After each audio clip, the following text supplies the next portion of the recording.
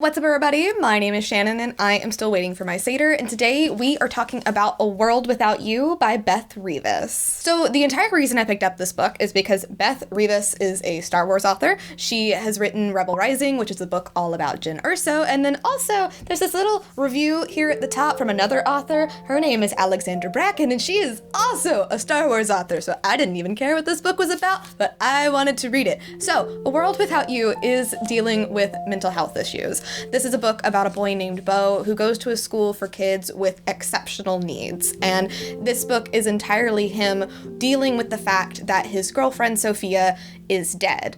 But when we open the book, Bo explains to us that this is a school for kids with powers. He can control time. Sophia could turn invisible. There are other kids who can talk to ghosts, who can control fire, who have telepathy. Even their doctor, who's in charge of it all, can heal himself.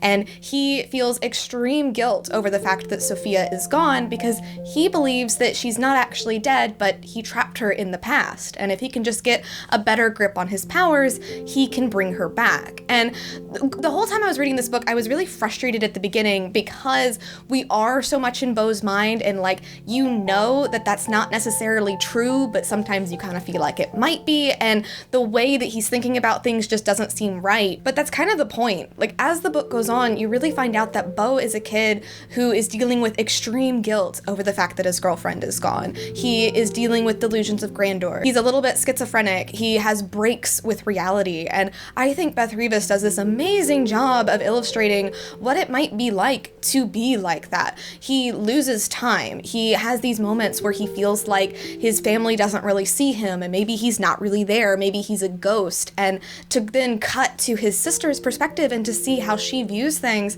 was just so genius and such an amazing way to do it, and I absolutely loved it. I also really love how Beth Revis deals with other forms of mental illness. Like with Sophia, she doesn't actually turn invisible, but she is withdrawing from reality because she has very heavy depression and she is becoming ever so slightly suicidal, and this is her just withdrawing from everyone around her. And we also have a kid who is a narcissist and he has extreme anger issues, and to Bo, this manifests itself as telekinesis, of things flying around the room as him being able to control people's minds, but in reality he's just flying off the handle in fits of rage and throwing things around and is just an incredibly manipulative individual. So reading this book, it was really cool to see these different types of illnesses just manifest in such different ways, and then seeing that the road to recovery is not necessarily black and white, and it doesn't necessarily go in a straight line. I am giving this book an A-, mostly just because